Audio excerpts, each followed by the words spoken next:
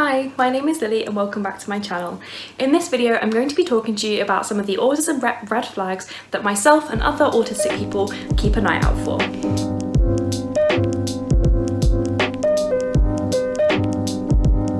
Before we get into the video, I wanted to say that none of these red flags I'm about to say would mean that I would immediately decide not to read a book or label it as a bad book or anything like that. They're just things that would make me delve deeper into the author, the background, the research the book has had, and things like that. It's not something that I'm saying if one of these things comes up then I am not going to be reading this book. No, not at all. I will just be looking a bit deeper and trying to find some own voices reviews to see if this book is good representation or not.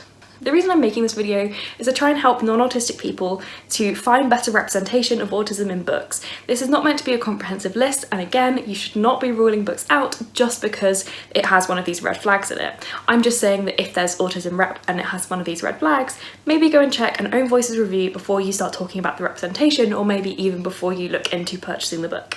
So the first and biggest red flag that I'm sure most autistic people would agree on me with is that it's written by a non-autistic person. So this is regularly referred to as an allistic, but I'm not going to use that terminology because outside of the autism community, people don't often know that term. But when I say by a non-autistic person, this does include people who are related to or friends with autistic people, because even if you know someone, that doesn't mean you're autistic or that you understand the experience. Of course, there can be amazing books written by people who are writing about marginalisations that aren't their own, but this would really make me go and check the Own Voices reviews because there's a strong history of autism being misrepresented by people who aren't autistic. There are some strong examples like Curious Incident of the Dog in the Nighttime, Music by Sia, the movie, and so many more. So I would be so careful when it comes to autism books not written by autistic people.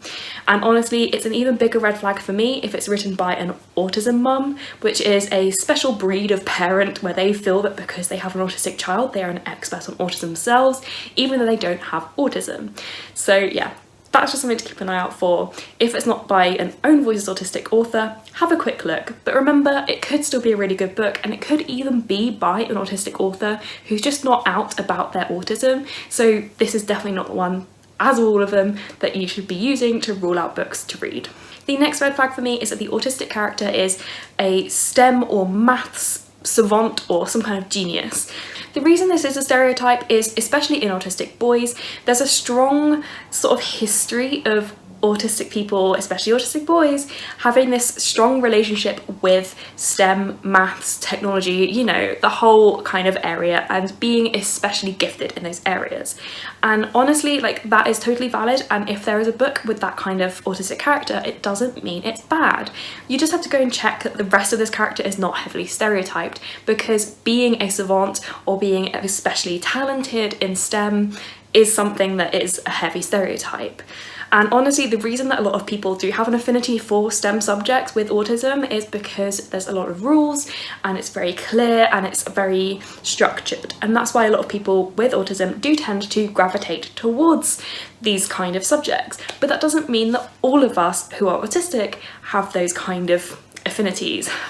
Now, I'm saying this and I have a chemistry degree. My A-levels were chemistry, maths and further maths, and a AS level in psychology. I did all STEM subjects, but here we are, I'm doing a booktube channel. Look at my shelves of books behind me, you know, like, we are not just people who are fascinated by STEM. And as much as lots of us will be in STEM, so many of us aren't, and that stereotype really needs to be broken down. So again, if I see this stereotype, I will be looking into whether there's any more stereotypes that could be harmful. The next one is one that I'm going to have to be very careful explaining, but I would consider a red flag if the only autistic character is a cishet white male. The reason for this is not because cishet white men can't be autistic. They absolutely can, they deserve their stories to be told, and they deserve to be in books. But if it's not an Own Voices book and it has a cishet white male character, then I will be looking into Own Voices reviews and seeing what other stereotypes are in there, because there's a strong stereotype and natural kind of tendency for non-autistic people to think that all autistic people are cishet white men. And the reason for that is girls are significantly underdiagnosed, as are people of colour. So here we are. They're going to be coming up more in books because non-autistic people kind of forget that the rest of us exist. And now, I have read some amazing books written both by cishet white male authors and with cishet white male autistic characters. So I'm not saying we shouldn't be reading those books and those books shouldn't be written, but for me, if it's by a non-autistic author and that is the demographic of all of their autistic characters, I would just be checking that they're not stereotyping even more. Now this one for me, I actually probably won't read a book if it has this red flag in it, but that's more of a personal preference, and if you are okay with it, that is totally okay. And this red flag is that the book is from a parent or sibling or other family member or friend's perspective, and it's about them dealing with an autistic sibling. So this is the kind of book that has been written a lot, and people consider these disability rep books, when in reality they're more kind of inspiration porn and treating disabled siblings and family members and friends like they are burdens and they're something that you have to like learn to love.